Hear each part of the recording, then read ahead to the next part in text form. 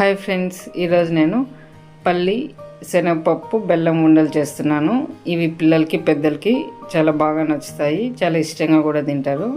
ఇవి ఆరోగ్యానికి చాలా మంచిది. అదేవిధంగా తక్కువ టైంలో కూడా వీటిని మనం చేసుకోవచ్చు. దీనికోసం వేయించిన పల్లీలు, అలాగే వేయించిన శనగపప్పు, బెల్లం. దీనికోసం 3/4 కప్పు వేయించి పొట్టు తీసిన వేరుశెనగ గింజలు, తర్వాత 1/2 కప్పు వేయించిన శనగపప్పు, తర్వాత 1 కప్పు బెల్లం తీసుకున్నా. ఇప్పుడు మొదట స్టవ్ ఆన్ చేసి ఒక గిన్నె పెట్టుకొని బెల్లం కరిగించి వడగట్టుకోవాలి. తరువాత ఈ విధంగా మనం బెల్లాన్ని కరిగించుకుంటూ చివరిగా పాకం వచ్చేంత వరకు మనం మీడియం ఫ్లేమ్లోనే ఈ వంట చేస్తే సరిపోతుంది. దీనికోసం మనం ముదురు పాకం అనేది పట్టుకోవాలి. ముదురు పాకం వచ్చిందా లేదా అని తెలుసుకోవడానికి మనం ఒక గిన్నెలో నీళ్ళు తీసుకొని కొద్దిగా ఈ పాకాన్ని ఆ నీటిలో వేసి ఈ విధంగా టెస్ట్ చేసుకుంటూ ఉండాలి.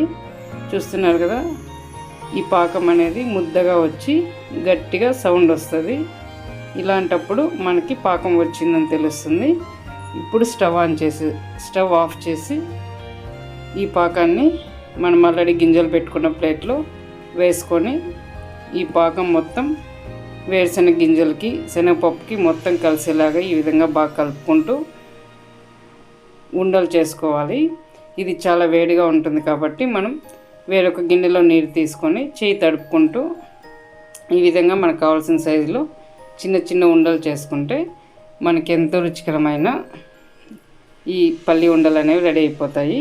ఇక్కడ నేను మా నాన్న చేస్తున్నాం. మా నాన్న ఇలాంటి వంటలు చాలా బాగా చేస్తారు, అందుకని ఇప్పుడు నేను మా నాన్న చేస్తున్నాం. చూస్తున్నారు కదా, ఈ విధంగా మధ్యలో కలుపుకుంటూ ఉండలు చేసుకుంటే మనకి కరెక్ట్ షేప్లో ఈ పల్లి ఉండలు రెడీ అయిపోతాయి. ఈ విధంగా కలుపుకోవడం వల్ల త్వరగా చల్లారిపోకుండా ఉంటుంది. చూస్తున్నారు కదా ఫ్రెండ్స్, ఎంత బాగా ఈ పల్లి ఉండలు మనకి రెడీ అయిపోయాయో. ఓకే ఫ్రెండ్స్, ఈ వీడియో నచ్చితే లైక్ చేయండి. Bye friends.